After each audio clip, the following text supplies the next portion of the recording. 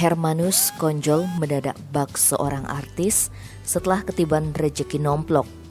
Pemuda berusia 20 tahun itu pun tak bisa membendung rasa bahagianya ketika ia dihadiahi jaket oleh Presiden Joko Widodo saat melakukan kunjungan kerja ke Papua. Jokowi memberikan jaket berwarna putih kepada Hermanus di depan gedung Serbaguna Vira Yuda Sakti saat meninjau pelaksanaan vaksinasi COVID-19 bagi masyarakat umum dan pelajar di Kota Sorong. Usai meninjau pelaksanaan vaksinasi, saat berjalan menuju mobil kepresidenan, Hermanus Konjol dipanggil Presiden Joko Widodo untuk berfoto bersama. Tak lama kemudian Jokowi melepas jaketnya dan meletakkan di pundak Hermanus Konjol. Jaket yang diberikan Jokowi ini berwarna putih polos. Ketika Jokowi memberikan jaketnya, terdengar suara teriakan warga lainnya.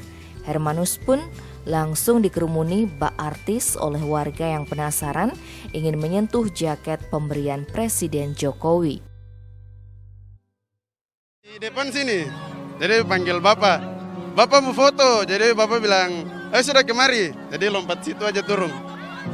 Jadi foto dengan Bapak, jadi itu ya rasa bahagia juga, sudah ketemu Bapak suka kasih jaket, ya itu dari saya begitu saja. Rasa bahagia sekali, bisa dapat jaket macam gini. Hatar tahu mau bilang apa lagi buat Bapak, saya minta cuma terima kasih untuk Bapak dia. Iya, ngobrol tentang saya punya pribadi, terus tentang saya punya ya kekurangan yang ada saya alami. Saya punya Bapak sudah meninggal, dan Bapak tanya kuliah di mana? Saya bilang Bapak kuliah di Uncen, Universitas Jayapura. Karena libur jadi saya pulang, itu aja. Terima kasih untuk Bapak sudah kasih saya jaket, sudah ya saya rasa bangga sekali karena Bapak sudah kasih saya jaket.